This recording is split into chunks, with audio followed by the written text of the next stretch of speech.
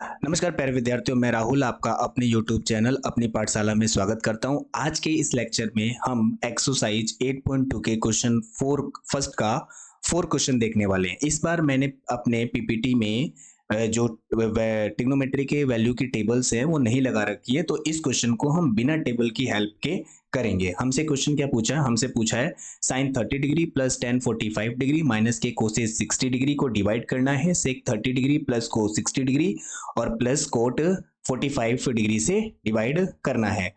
तो पहले हम क्या करते हैं, ऊपर जो हमें वैल्यूज दी हुई है वो राइट कर लेते हैं। आपको पता है साइन 30 की वैल्यू कितनी होती है, तो आप जानते हैं 1/2 होता है, प्लस टेन 45 की वैल्यू कितनी होती है तो 1 होता है, और माइनस के कोसेक 60 डिग्री की जो वैल्यू होती है वो कितनी होती है, तो वो होती है 2√3। तो हमने ऊपर वाला जो पोर्शन था उसको सॉल्व कर लिया था। अब हम नीचे वाले पोर्शन पे आते हैं और वैल्यूज रखते हैं। सेक 30 डिग्री की पता है आपको वैल्यू कितनी होती है, तो 2√3 हो जाती है, और प्लस को 60 डिग्री की वैल्यू आपको पता है कितनी होती है, 1/2 होती है, और यहाँ पे प्लस कोट 45 की वैल्यू कितनी होती है, 1 होती है। तो अगर हम ऊपर एलसीएम ले तो हमारा ऊपर एलसीएम कितना आएगा, तो आप कहोगे कि हमारा जो ऊपर एलसीएम है वो 2√3 आएगा। तो देखो यहाँ के 2 से ये 2 कैंसिल हो जाएगा, तो √3 बचेगा, और √3 किससे मल्टीप्लाई हो जाएगा, 1 से, तो यहाँ हो जाएगा √3। अब देखो यहाँ कुछ भी नहीं है, तो इनमें से कोई भी वैल्यू नहीं कटेगी, और ये डायरेक्ट वैल्यू जाके किससे मल्टीप्लाई हो जाएगी, 1 से मल्टीप्लाई हो जाएगी, तो ये हो जाएगी 2√3। और माइनस है तो माइनस, और √3 से √3 कैंसिल हो जाएगा, और इस बार 2 जाके मल्टीप्लाई हो जाएगा 2 से, तो कितना हो जाएगा, 4 हो जाएगा। अब नीचे वाले को हम सॉल्व कर लेते हैं। ये अभी हमने केवल ऊपर वाले पोर्शन को सॉल्व किया है, तो नीचे भी हमारा एलसीएम कितना आएगा, तो नीचे हमारा जो एलसीएम आने वाला है वो आने वाला है 2√3। ये हमारा एलसीएम आ चुका है। अब देखिए यहाँ √3 से √3 कैंसिल हो जाएगा, और 2 इंटू 2 कितना हो जाएगा, 4 हो जाएगा। बीच में प्लस है तो हमने प्लस लगा दिया। यहाँ से 2 से 2 कैंसिल हो जाएगा, और √3 बचेगा। √3 जाके कहाँ मल्टीप्लाई हो जाएगा, 1 से मल्टीप्लाई हो जाएगा, और इसके अपॉन में कुछ भी नहीं है तो यहाँ कोई भी कैंसिल नहीं होगा, और ये जाके वहां पे क्या हो जाएगा, प्लस हो जाएगा, तो ये हो जाएगा 2√3। तो देखिए ये वाले से वैल्यू, ये वाली वैल्यूज क्या हो जाएगी, अपॉन से अपॉन कैंसिल हो जाएगा। तो रिमेनिंग हमारे पास जो पोर्शन बचा वो ऊपर बचा हुआ है। देखो ये भी √3 और ये भी √3, इसके आगे 2 है और इसके आगे 1 है। इस 2√3 का मतलब है कि √3 को हमने कितनी बार लिखा है, 2 बार लिखा है, और हमारे पास एक √3 हमारे पास पहले से ही है। तो ये टोटल कितना हो गया, तो आप कहोगे सर ये टोटल हो गया 3√2। तो हम क्या लिख सकते हैं इसको, तो आप कहोगे सर हम इसको लिख सकते हैं रूट सॉरी 3√3 लिख सकते हैं। ये √3 है, सॉरी माफ करिएगा, √3 है ये। और माइनस में क्या है, 4 है। उसके बाद अपॉन में हमारे क्या पास क्या है, देखो यहाँ पे ये 2 है और ये कितना है, 1 है, तो 2 + 1 कितना हो जाएगा, 3 हो जाएगा।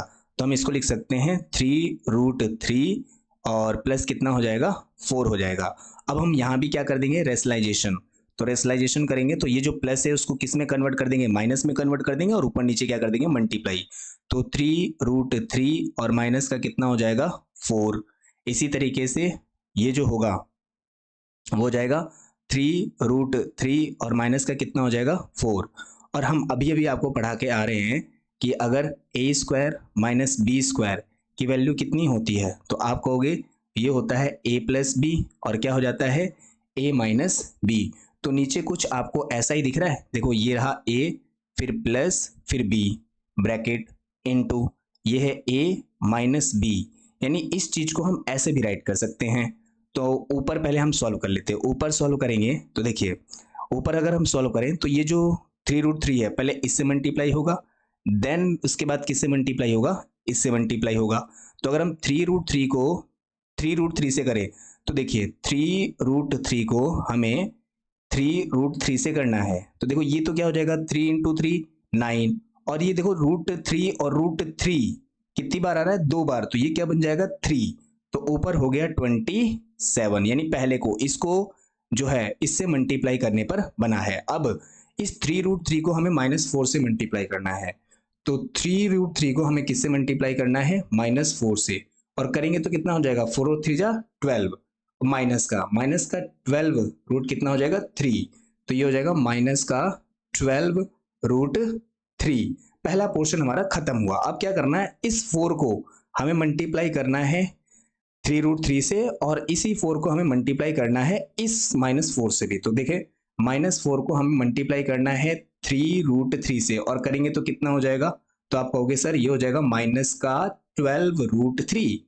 तो हम कह देंगे माइनस का 12√3, और जब -4 को -4 से करेंगे तो कितना हो जाएगा? माइनस का 16। तो ये हो जाएगा माइनस नहीं, माइनस माइनस क्या बन जाता है? प्लस बन जाता है। तो ये हो जाएगा प्लस का 16, और अपॉन में क्या हो जाएगा? तो अपॉन में आप जानते ही हैं, ये हो जाएगा 3√3 का होल स्क्वायर, और माइनस में क्या हो जाएगा? 4 का होल स्क्वायर। अगर हम ऊपर देखें तो ये प्लस की नंबर है और ये प्लस की नंबर है, तो कितना हो जाएगा? 43 ऐड करने पर, और इन दोनों को ऐड करने पर कितना हो जाएगा? माइनस का 24√3, और अपॉन में देखिए इसको करें तो इसका मतलब क्या है? इसका मतलब है कि 3√3 को हमें कितनी बार मल्टीप्लाई करना है? 2 टाइम 3√3 से। तो अभी देखा, 3 को 3 से करेंगे तो 9 हो जाएगा, और 3 और 3 की √3 और √3 क्या बन जाएगा? 3। तो ये हो जाएगा 27, और -4 का स्क्वायर कितना होता है? 16। तो ये हो जाएगा 43 माइनस का 24√3, और नीचे जब हम सब्ट्रैक्ट करेंगे 27 में से 16, तो हमारे पास कितना रिमेनिंग बचेगा? तो हमारे पास रिमेनिंग बचेगा 11। तो ये था हमारे क्वेश्चन नंबर 4 का आंसर। उम्मीद करता हूं मैं आपको समझाने में सफल रहूंगा।